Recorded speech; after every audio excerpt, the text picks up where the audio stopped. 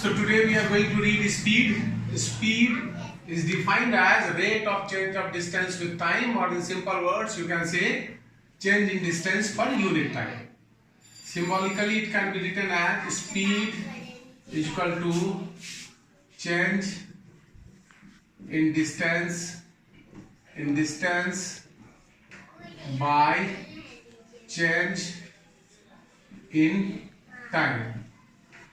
Symbolically it can be written as V. V represents speed is equal to delta, as delta represents change, S represents distance, by delta T. Delta represents change and T represents time. The SI unit of speed is the unit of distance is meter and the unit of time is second, or it can also be written as ms raised to the power -1. Two categories: uniform speed, that means equal distance covered in equal interval of time, and non-uniform speed, that means unequal distance covered in equal interval of time.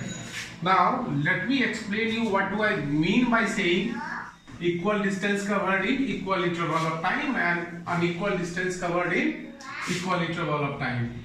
Let us take two examples. This is time and this is the distance covered, right? So in 0 second the distance covered was suppose 0 meter. In 1 second the distance covered is 10 meter. In 2 seconds the distance covered is 20 meter. In 3 seconds the distance covered is 30 meter. So what you find over here, in every second the distance covered is only 10 meter. In every second the distance covered is only 10 meter. This represents this type of motion, this type of speed is considered as uniform speed. In other case you find that T, and suppose this is distance, in 0 second the body was at a distance of 0 meter from the starting point, or from the reference point rather. In 1 second the body reaches 5 meter from the reference point. In 2 seconds the body reaches 15 meter from the reference point. In 3 seconds the body is again at 15 meter from the reference point. In 4 seconds the body reaches 20 meter from the reference point. So you find that in first second the body covers 5 meter. In second the body covers 10 meter. In third second the body covers 0 meter, means from second to third second the body was at rest, and in fourth second the body covers only 5 meter. So in this case you find that unequal distances are covered in equal interval of time. So this is a data for non-uniform speed, and this is the data for uniform speed. And now you may ask me that where do we find uniform speed? Like revolution of the earth on its orbit, it is covering equal distance in equal interval of time. And like suppose we are riding our bike or bicycle on a road, so all the time we are not maintaining the uniform speed, but at some places we are covering more distance in a particular interval of time, and we are covering sometimes less distance in the same interval of time, and sometimes we are having to apply brakes when the red lights are on, and so we are not covering any distance in certain period of time. So that's why that is the example of non-uniform speed. So generally in our daily life we come across.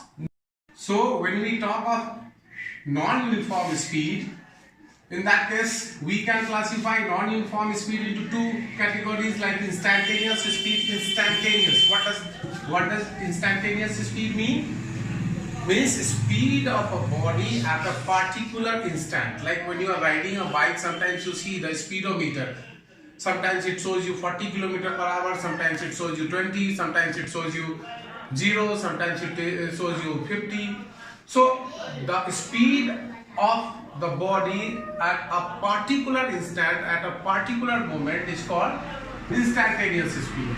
And that can be calculated. How that can be calculated? by calculating the distance covered in a very small interval of time. Very small interval of time. How much small? So much small that if you further decrease that interval of time, that becomes 0.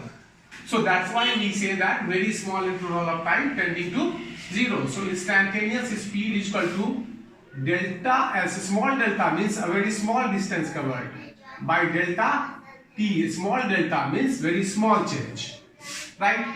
And now the main thing what we need to read in our syllabus is average speed. So average, naturally there is a need of average speed, like suppose if you go from here to any of the other city.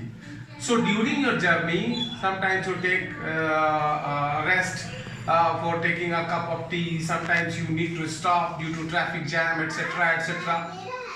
Like you must have heard the story of hare and tortoise. So what did hare do? It ran with a very high speed for a short distance and then took rest, and then again it covered the rest part of the journey with a very high speed. But though the instantaneous speed of hare was very high, yet it lost the race because the average speed of the tortoise was better than the average speed of hare. So average speed can be calculated by calculating the total distance covered by total time taken. Now let us read some numericals based on average speed.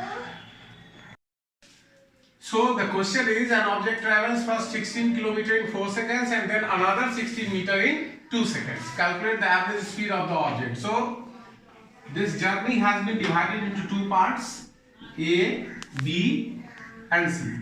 The first part is distance is 16 meter and the second part distance is as well 16 meter. The first part is covered in time t1, rather you can say t1 is equal to 4 seconds, and the next part you can take as t2 is equal to 2 seconds, right? So this is S1 is equal to 16 meter and S2 is equal to 16 meter. So total distance is equal to 16 meter plus 16 meter is equal to 32 meter, and total time is equal to 4 seconds plus 2 seconds is equal to 6 seconds. So average speed is equal to total distance, that is 32 meter by 6 seconds. So 2 3 are 6, 16. So it is 15 whole upon 1 by 3 meter per second is the average speed of the whole journey. So the next question is, a train travels at 60 km per hour for 2 hours and at 30 km per hour for 3 hours. Calculate the average speed of the train. Again, let us divide the journey into two parts. The first part, the speed is 60 km per hour. And for how much time? T1 is equal to 2 hours. And the next part, that is V2, is equal to 30 km per hour. And T2 is equal to how many hours? 3 hours. So there is no other formula to calculate the average speed other than total distance covered by total time taken. So S1 is equal to V into T. So 60 into 2 is equal to 120 km, right? And S2 is equal to 30 into 3 is equal to 90 km, right? So total distance, why? Because you know that distance is equal to, because distance covered, distance is equal to speed into time, right? So total distance is how much? Total distance covered is equal to 120 and plus 90.